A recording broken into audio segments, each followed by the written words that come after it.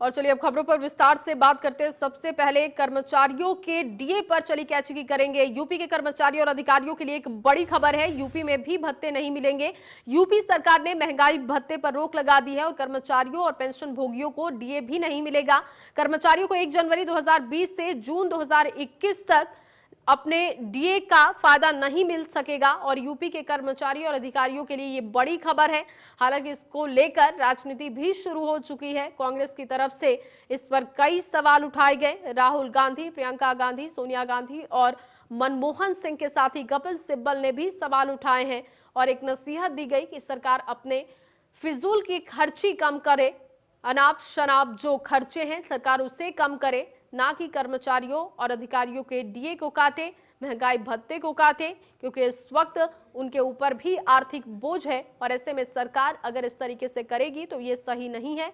Corona से जंग, महंगाई भत्ता बंद और इस पर राजनीति भी शुरू हो चुकी है। सरकार ने ये बड़ा फैसला किया है। पहले केंद्र सरकार की तरफ से ये फैसला हुआ और अब यूपी सरकार ने भी ये फैसला अपना सुना दिया है।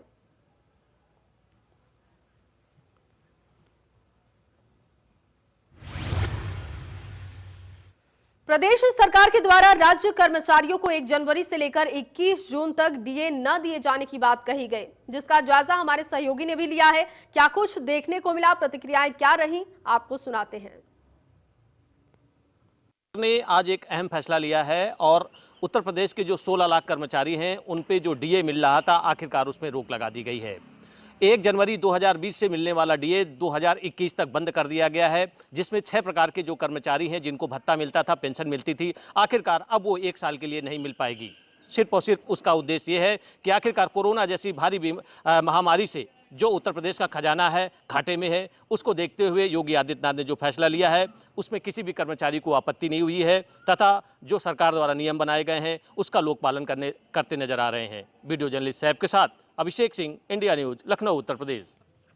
तो राज्य कर्मचारियों को बड़ा झटका लगा है। सरकार ने डीए पर रोक लगा दी है और इसको लेकर कई तरीके की प्रतिक्रियाएं भी सामने आ रही है। सरकार ने कर्मचारियों को मिलने वाले 6 भत्तों को पूरी तरीके से रोक दिया है और इनमें सचिवालय भत्ता, नगर प्रतिकर भत्ता भी शामिल है। तो इन 6 भत्तों पर रोक लगाई गई है। पीडब्ल्यूडी में रिसर्च, अर्दली डिजाइन भत्ता भी है और इसके साथ ही सिंचाई विभाग में आईएनपी में मिलने वाला भत्ता इसमें शामिल है। पुलिस विभाग में मिलने वाला विशेष जो फायदा है उस पर भी रोक है, यानी कि ये कुल 6 भत्तों पर रोक लगा दी गई है। महंगाई भत्ता इसमें शामिल है, इसके साथ ही सचिवालय भत्ता शामिल है और नगर प्रतिकर भत्ता शामिल है। तो सरकार का ये बड़ा फैसला, पीडब्ल्यूडी में रिसर्च, अर्दली डिजाइन भत्ता शामिल है, आईएनपी और अर्दली भत्ता सिंचाई विभाग का शामिल है। पुलिस विभाग में मिलने वाले विशेष वेतन पर रोक लगा दी गई है। बता दें कि सरकारी कर्मचारियों को मिलने वाला महंगाई भत्ता साल में 2 बार सरकार बढ़ाती है। पहली वृद्धि जनवरी और दूसरी जुलाई में की जाती है।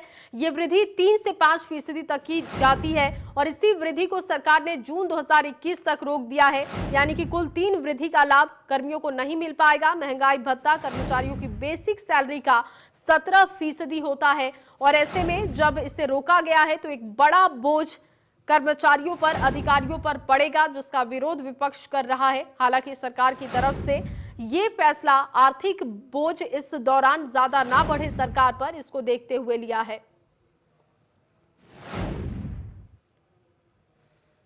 वहीं शुक्रवार को राहुल गांधी ने कर्मचारियों के महंगाई भत्ते पर ट्वीट कर क्या कुछ कहा, आपको दिखाते हैं। तो राहुल गांधी ने कटाक्ष किया, उसके बाद प्रियंका गांधी ने भी कटाक्ष किया। राहुल गांधी का ट्वीट देख रहे हैं। लाखों करोड़ों की बुलेट ट्रेन परियोजना और केंद्रीय विस्टा सौंदर्यीकरण परियोजना को निलंबित करने की बजाय कोरोना से जूझकर जनता की सेवा कर रहे केंद्रीय कर्मचारियों, पेंशन भोगियों और देश के जवानों का महंगाई भत्ता काटना सरकार का असंवेदनशील तथा अमानवीय निर्णय है। तो ये राहुल गांधी की तरफ से कटाक्ष किया गया, उन्होंने विरोध किया है। राहुल गांधी कांग्रेस के पूर्व अध्यक्ष हैं और ये फैसला आने के साथ ही उन्होंने सरकार पर हमला किया। उन्होंने कहा कि इस समय में आर्थिक बोझ बढ़ाने का काम उन कर्मचारियों और अधिकारियों पर किया गया है। लाखों करोड़ों की बुलेट ट्रेन परियोजना और केंद्रीय विस्टा सुंदरीकरण परियोजना को सरकार क्यों नहीं रोक देती है? उन खर्चों पर रोक क्यों नहीं लगाई जा रही है? क्यों केंद्रीय कर्मचारियों के पैसों पर सरकार की नजर है? वहीं राहुल की तर्ज पर प्रियंका गांधी ने भी ट्वीट किया है। योगी सरकार की मंशा पर सवाल उठाए हैं। प्रियंका गांधी ने महंगाई भत्ते पर योगी सरकार की आलोचना कैसे की है, ये आप उनके ट्वीट में देख रहे हैं। डीए किस तर्क पर काटा जा रहा है, ये पूछा है। दबाव कई गुना कर्मचारियों अधिकारियों पर है। डीए कटने का औचित्य क्या है? तृतीय और चतुर्थ श्रेणी कर्मचारियों को इससे बहुत कष्ट है और सरकारी व्यय में 30% कटौती क्यों नहीं घोषित की जाती? 1.25 लाख करोड़ की बुलेट ट्रेन परियोजना, 20,000 करोड़ की नई संसद भवन परियोजना जैसे गैर जरूरी खर्चों पर सरकार रोक क्यों नहीं लगाती? ये तमाम सवाल प्रियंका गांधी ने अपने ट्वीट में पूछे हैं। लॉकडाउन के चलते दूसरे राज्यों में फंसे मजदूरों और गरीबों को उत्तर प्रदेश लाने की कवायद तेज हो चुकी है। योगी सरकार की पहल पर पहली खेप में हरियाणा से 82 बसों में सवार होकर 2224 लोग यूपी आए। इन्हें इनके गृह जनपद में क्वारंटाइन किया गया। रविवार तक 11,000 लोग वापस आ जाएंगे। हरियाणा सरकार और यूपी सरकार ने मजदूरों के संकट के मुद्दे पर बातचीत की थी। अब हरियाणा रोडवेज बसों के जरिए मजदूरों को शामली, गाजियाबाद, मेरठ समेत कई जिलों में मजदूरों को भेजा जा रहा है। मजदूरों को यूपी में एंट्री होने के बाद हेल्थ चेकअप उनका हो रहा है। हरियाणा से मजदूर पहले शामली आए और यहीं से यूपी रोडवेज के जरिए अलग अलग जिलों में गए और वहां पर उनका हेल्थ चेकअप किया जा रहा है, क्वारंटाइन किया जा रहा है। और ये 3 तस्वीरें आप देख रहे हैं, रोहतक, अंबाला, बहादुरगढ़ की तस्वीर है। हरियाणा सरकार को चिट्ठी मुख्यमंत्री योगी आदित्यनाथ ने लिखी थी। हरियाणा के मुख्यमंत्री मनोहर लाल से उन्होंने बातचीत की थी, जिसके बाद ये कवायद शुरू हुई। 82 बसों में 2224 लोग उत्तर प्रदेश आए, अलग अलग गृह जनपद पहुंचे और ये मजदूर काफी खुश हैं कि सरकार ने ये पहल की। इससे पहले कोटा से छात्रों को लाने की कवायद उत्तर प्रदेश के मुख्यमंत्री योगी आदित्यनाथ ने शुरू की थी और इसके बाद मजदूरों को लेकर उन्होंने प्लानिंग की। बताया जा रहा है कि रविवार यानी कि कल तक 11,000 मजदूर उत्तर प्रदेश वापस आ जाएंगे। वहीं हरियाणा रोडवेज की 2 बस से 71 मजदूर मेरठ अपने घर पहुंचे। 4 बसों में 113 मजदूर अमरोहा पहुंचे। 1 बस में 12 मजदूर बागपत पहुंचे। मेरठ के आरएम रोडवेज नीरज सक्सेना ने जानकारी दी कि जिले में 71 मजदूरों को प्रशासन ने क्वारंटीन करने का काम किया। तो ये तस्वीर भी आप देख रहे हैं, ये वो मजदूर हैं जो कि लॉकडाउन के दौरान फंस गए थे अलग अलग जगहों पर और इसके बाद अब उन्हें गृह जनपद लाया जा रहा है क्योंकि इनके पास काम नहीं है और ऐसे में ये काफी मायूस हो चुके थे। इन्हें ऐसा लग रहा था कि इनके मदद के लिए कोई नहीं है, लेकिन सरकार ने ये उम्मीद जरूर दी थी कि आप जहां पर हैं वहीं पर रहें, सरकार आपको लाने के लिए पूरी प्लानिंग करेगी। उधर अपर मुख्य सचिव अवनीश अवस्थी ने प्रेस कॉन्फ्रेंस कर मुख्यमंत्री योगी के द्वारा टीम 11 की बैठक में क्या कुछ बताया। उन्होंने कहा कि जिन जगहों पर हॉटस्पॉट बनाए गए हैं वहीं से ज्यादा कोरोना मरीज निकलकर सामने आए, जिनका फौरन इलाज किया जा रहा है। इसी के साथ बताया कि जिन जिलों में कोरोना मरीजों की संख्या बढ़ रही है वहां पर फील्ड ऑफिसर्स की तैनाती की गई है और इसी के साथ लॉकडाउन तोड़ने वालों के खिलाफ सख्ती से कार्रवाई भी हो रही है। वाहन चेकिंग के दौरान वसूली भी की जा रही है। यूपी के प्रवासी मजदूरों की स्वास्थ्य विभाग जांच कर उनके जिलों तक पहुंचाने का काम शुरू कर चुकी है। मुख्यमंत्री जी ने लॉकडाउन की व्यवस्था की आज समीक्षा करते हुए यह पुनः बल दिया कि जो हॉटस्पॉट की पूरी योजना उत्तर प्रदेश की है वो महत्वपूर्ण है और वो काफी कारगर साबित हो रही है और मुझे बताने में स्पष्ट करना है कि अब जो हॉटस्पॉट एरियाज हैं 90-95% केसेस जो है हॉटस्पॉट के अंदर से ही आ रहे हैं। लॉकडाउन की व्यवस्था की समीक्षा की उन्होंने, आपको कल मालूम है कि जिन जनपदों में कुछ ज्यादा केसेस थे उनके संदर्भ में वरिष्ठ अधिकारी निर्धारित किए थे। 18 जिलों में वरिष्ठ प्रशासनिक अधिकारी, वरिष्ठ पुलिस अधिकारी और वरिष्ठ चिकित्सा विभाग के अधिकारी पहुंच गए हैं और एक जनपद और उन्होंने आज शामिल किया है वरिष्ठ स्तर पर समीक्षा के लिए, संत कबीर नगर, जहां कमिश्नर बस्ती और आईजी बस्ती को वरिष्ठ प्रशासनिक और पुलिस अधिकारी नामित किया गया है। गृह विभाग की सूचना के अनुसार अब तक 30,163 एफआईआर लॉकडाउन के संदर्भ में दर्ज की गई है और अब तक लॉकडाउन को मजबूत रखने के लिए 24 लाख से अधिक वाहनों को चेक किया गया है और 31,000 वाहन सीज कर दिए गए। चेकिंग अभियान में लॉकडाउन में लगभग 11 करोड़ 70 लाख रुपया वसूल कर लिया गया है और आवश्यक वस्तुओं के लिए 11 करोड़ 69,59,51,302 रुपए और आवश्यक वस्तुओं के लिए 1,79,090 वाहनों को परमिट जारी कर दिए गए। माननीय मुख्यमंत्री जी ने कल एक महत्वपूर्ण घोषणा की थी कि हमारे प्रदेश के जो बाहर क्वारंटाइन में 14 दिन के क्वारंटाइन में जो हमारे कामगार हैं, जो मजदूर हैं, उनको जो है वापस चरणबद्ध रूप से लाने की व्यवस्था की जाए।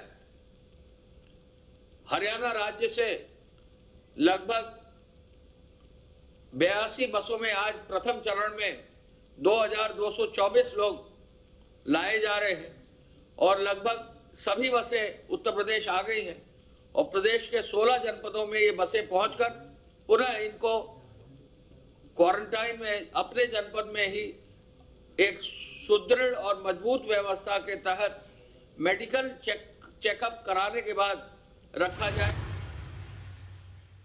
वहीं गौतम बुद्ध नगर में अभी तक कोरोना पॉजिटिव 109 मामले सामने आ चुके हैं। राहत की बात यह है कि इनमें से 56 को स्वस्थ करके घर भेजा जा चुका है। 53 लोगों का भी इलाज चल रहा है। 34 स्थानों को चिन्हित करके हॉटस्पॉट की संज्ञा में रखा गया है। इन मामलों को लेकर जिलाधिकारी ने बताया कि कोरोना पॉजिटिव के संपर्क में जो भी लोग आते हैं उन्हें तुरंत क्वारंटाइन करने का काम होता है। जहां जहां पर हॉटस्पॉट स्थान चिन्हित किए गए उन सभी स्थानों पर स्वास्थ्य विभाग की टीम जाकर लोगों को जागरूक करने का काम कर रही है और सभी जगहों को पूरी तरीके से सील कर दिया गया है। प्रशासन की टीमें सख्ती से लॉकडाउन का पालन करा रही हैं। गौतम बुद्ध नगर को किस तरीके से कोरोना मुक्त करना है, इस पर प्रशासन की टीम लगातार बैठक करते रहती है, मंथन करते रहती है और इसके तहत अब लगातार यहां पर काम किया जा रहा है। गौतम बुद्ध नगर में 110 कोरोना पॉजिटिव मामले अब तक सामने आ चुके हैं।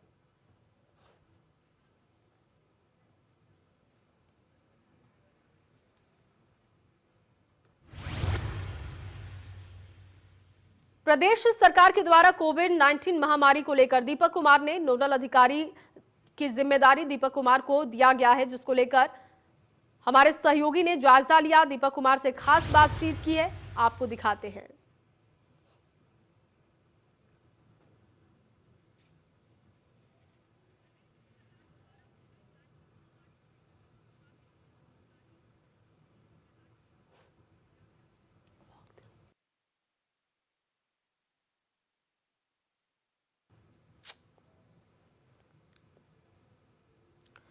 तो 1 महीने के बाद अपनों से लोग मिल पाएंगे और कोरोना से जंग को जीतने के लिए लगातार प्रशासनिक अमला भी तैयार है और इस कड़ी में जो जिम्मेदारी प्रशासनिक अधिकारियों को सौंपी जा रही है उसका निर्वहन किस तरीके से हो रहा है आप इन तस्वीरों में देख सकते हैं। लगातार लोगों को जागरूक करने का काम किया जा रहा है।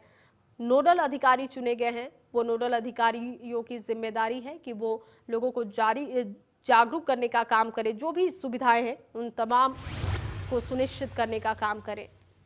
उधर मुजफ्फरनगर में कोरोना के मरीजों की संख्या लगातार बढ़ती जा रही है। कोरोना पॉजिटिव महिला की रिपोर्ट नेगेटिव आने के बाद प्रशासन ने राहत की सांस ली है।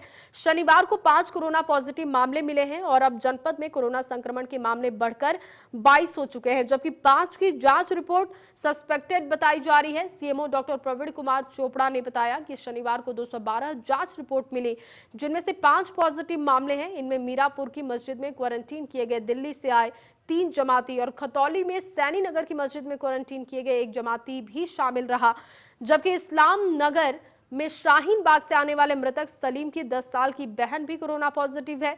मृतक सलीम की मां और 2 बच्चे पहले ही कोरोना पॉजिटिव है। स्वास्थ्य विभाग और पुलिस की टीम संबंधित क्षेत्र में कार्रवाई में लगी हुई है और नए हॉटस्पॉट को सैनिटाइज करने का काम भी किया गया। आज सुबह जो रिपोर्ट आया है उसमें 2 पॉजिटिव केस हैं। उसमें से एक खतौली का है और दूसरा केस जो है यहाँ पे वो रहने वाला शामली का है, लेकिन बिजनौर में वो कुछ अपना मजदूरी करता था। वो यहाँ पे कुछ सामान सप्लाई करने आया था, उसका भी हमने रैंडम सैंपल लिया था। वो दोनों का रिपोर्ट पॉजिटिव आया है। उसमें से जो बिजनौर का व्यक्ति बिजनौर में आइसोलेट किया हुआ है और जो यहाँ खतौली में आया था उससे हमने आज सुबह खतौली में आइसोलेट कर दिया है और उसके जो कॉन्टैक्ट जो भी हैं उसको आज टेस्ट कर रहे हैं। आज सुबह जो रिपोर्ट आया। वहीं बहराइच में कोरोना संक्रमित शख्स मिलने की वजह से पुलिस महकमे में हड़कंप की स्थिति है। आनन फानन में इंस्पेक्टर सहित 12 पुलिसकर्मियों को पुलिस लाइन में क्वारंटीन करने का काम किया गया। कोरोना पॉजिटिव शख्स जनपद कुशीनगर का निवासी बताया जा रहा है। आशंका जताई जा रही है कि जिस समय ये शख्स मुंबई से बहराइच होते हुए कुशीनगर पहुंचा था, उस समय बहराइच के दोनक्का चौराहे पर तैनात इन तमाम पुलिसकर्मियों ने स्वास्थ्य जांच हेतु उसे अस्पताल तक पहुंचाया था और बताया जा रहा है कि नबी हुसैन नाम का शख्स मुंबई से 19 अप्रैल को जनपद बहराइच के दोनक्का चौराहे पर पहुंचा था, जहां पर मौजूद पुलिसकर्मी उसे रोककर जिला अस्पताल ले गए। नबी हुसैन का सैंपल जांच के लिए लखनऊ भेजा गया, जहां उसकी रिपोर्ट पॉजिटिव मिली और इसके बाद तैनात सभी पुलिसकर्मियों को एहतियात के तौर पर पुलिस लाइन परिसर के अस्पताल में क्वारंटीन कर दिया गया। जांच हेतु सभी का सैंपल लखनऊ भेजा गया।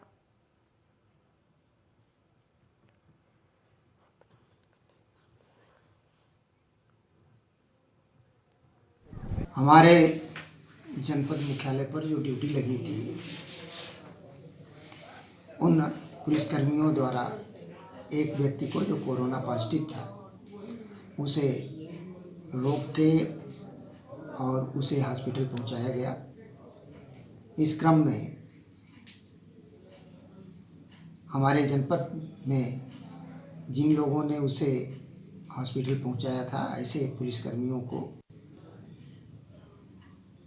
एहतियातन क्वारंटाइन किया गया है। उनकी संख्या लगभग 12 है। और चलिए इन्हीं तमाम खबरों के साथ इस बुलेटिन में बस इतना ही। आप बने रहिए इंडिया न्यूज के साथ। नमस्कार।